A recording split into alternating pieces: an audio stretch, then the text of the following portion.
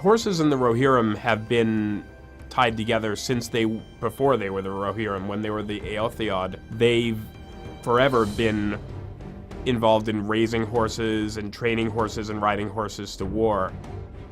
The Miras are the lords of all horses. They're sort of a strain of horses with extremely pure blood going back to time immemorial, who have developed this affection and mutual admiration for the kings and princes of Rohan. I looked at horses that might have some kind of connection with royalty in the real world, and when you think about those, things that come to mind are the battle mounts of the High Middle Ages.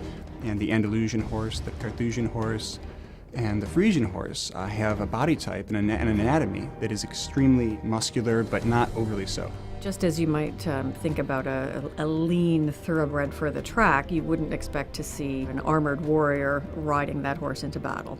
And so the body type of the horses, the way they look in game, is different. Another thing that we did is we gave them very prominent feathering on their hooves, which adds an element of floating to the effect when you see them run.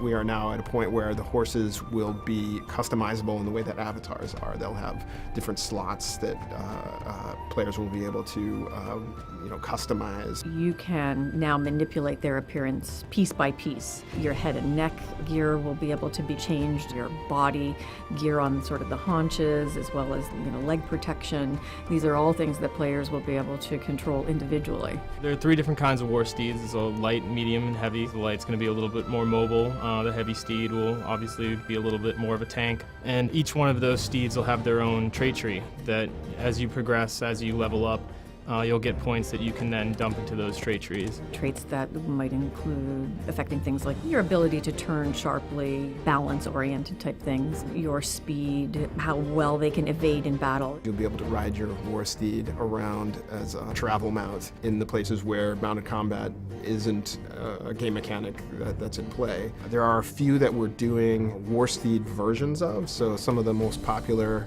travel mounts will have war steed armor sets made from their designs so that players will be able to emulate what they may have liked on their travel mount on the war steed.